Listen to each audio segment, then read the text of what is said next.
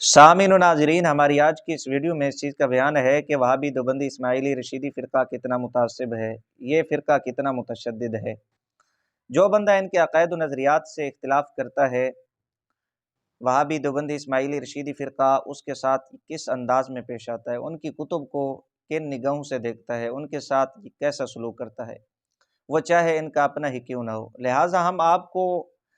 اپنی آج کی اس ویڈیو میں یہ بتلائیں گے کہ وہابی دیوبندی اسماعیلی رشیدی فرقہ نے حاجی امداد اللہ مہاجر مکی کے رسالے ہفت مسئلہ کے ساتھ کیسا سلوک کیا۔ سامعین و ناظرین، ساری دنیا جانتی ہے کہ انگریز کے کہنے پہ جب سے شاہ اسماعیل دہلوی نے تقویت الایمان نامی بدنام زمانہ کتاب لکھی،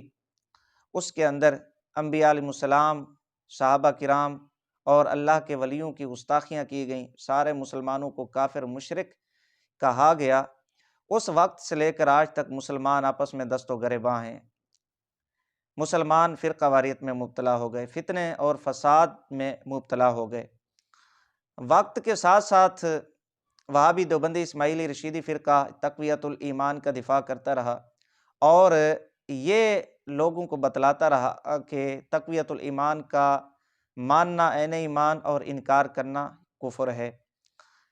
وقت کے ساتھ ساتھ یہ اختلاف حاجی امداد اللہ مہاجر مکی کے خلفاء میں پیدا ہو گیا۔ حاجی امداد اللہ مہاجر مکی صاحب کسی تعارف کے محتاج نہیں ہیں۔ وہابی دیوبندی اسماعیلی رشیدی فرقہ کے بہت سارے مولوی حضرات حاجی امداد اللہ مہاجر مکی کے خلیفہ ہیں اور ان کے مریدین میں شامل ہیں۔ تو جہاں حاجی صاحب کے مریدین وہابی دیوبندی حضرات ہوئے تھے، وہیں حاجی صاحب کے خلفاء میں مریدین میں سنی علماء بھی ہیں، جن میں حضرت علامہ مولانا عبدالسمیع رامپوری رحمۃ اللہ تعالی علیہ اور دیگر حضرات ہیں۔ تو جب حاجی صاحب کے خلفاء میں یہ اختلاف پیدا ہو گیا میلاد شریف کے متعلق اور اسی طرح بزرگان دین کے عرس کے متعلق اور دیگر مسائل کے اندر، تو حاجی امداد اللہ مہاجر مکی صاحب نے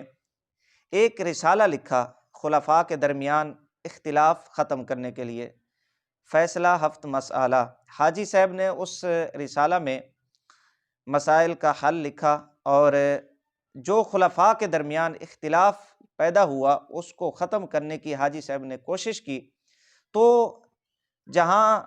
حاجی صاحب کے سنی خلفاء تھے، حضرت مولانا عبدالسمیع رامپوری رحمۃ اللہ علیہ اور دیگر حضرات، وہ تو حاجی صاحب کے کہنے پہ انہوں نے اختلاف ختم کرنے کی کوشش کی، لیکن دوسری جانب جو حاجی صاحب کے دوسرے خلیفے تھے رشید احمد گنگوہی اور رشید احمد گنگوہی کے دوسرے متعلقین حضرات کہ جو ہندوستان میں رہا کرتے تھے، حاجی صاحب ان کے حالات سے زیادہ واقف نہیں تھے چونکہ، تو انہوں نے حاجی صاحب کے اس لکھے گئے رسالے فیصلہ ہفت مسئلہ کے ساتھ کیا سلوک کیا۔ یہاں پر میں یہ بھی بتلا دوں کہ اختلاف جو ہے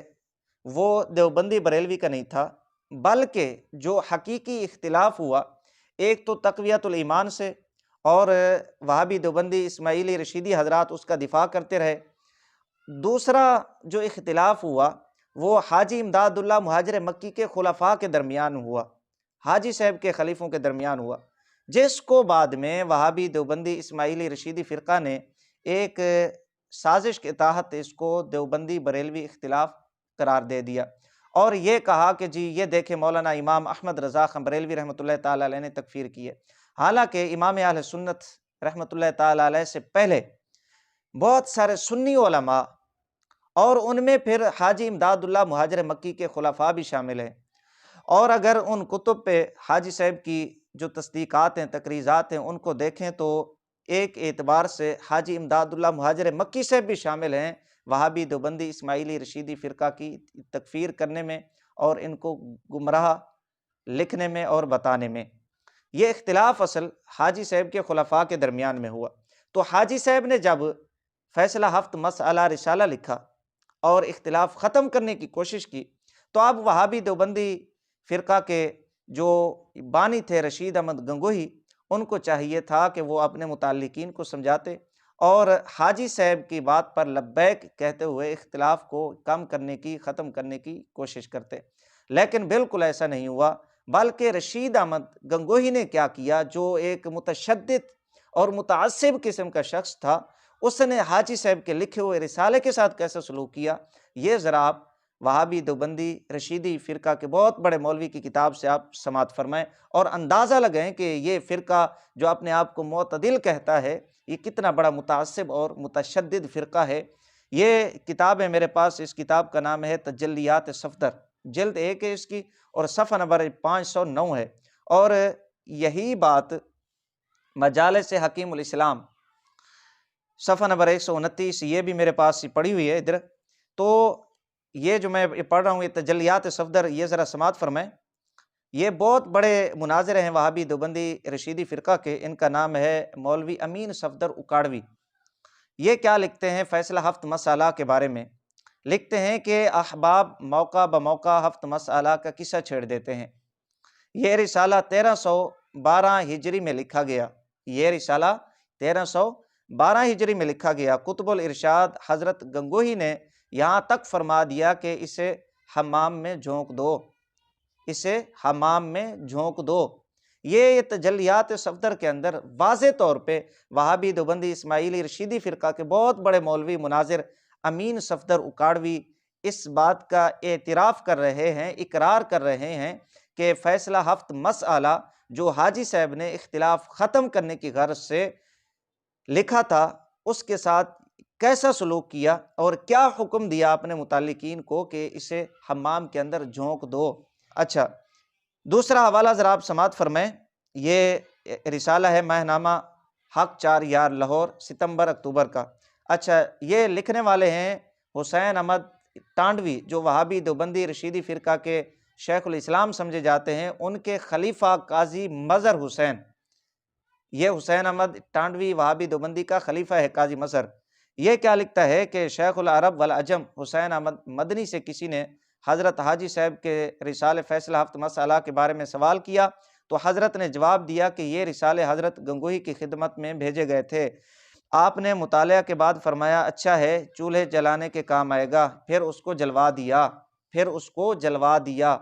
پھر سن لیں، پھر اس کو جلوا دیا۔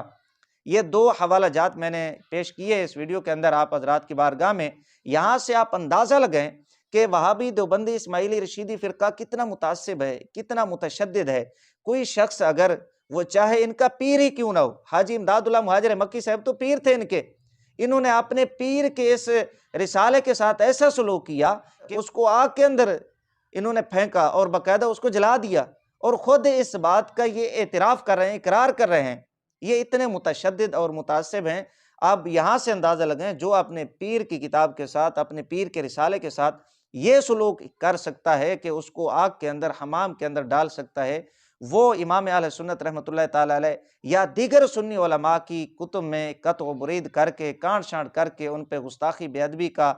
فتویٰ کیوں نہیں لگا سکتا، ان کو کافر مشرک کیوں نہیں کہہ سکتے؟ یہ ہے وہابی دیوبندی اسماعیلی رشیدی فرقہ کی حقیقت۔ یہ کتنے متعصب ہیں، کتنے متشدد ہیں اور کتنے معتدل ہیں، یہ فیصلہ آپ حضرات پر منحصر ہے۔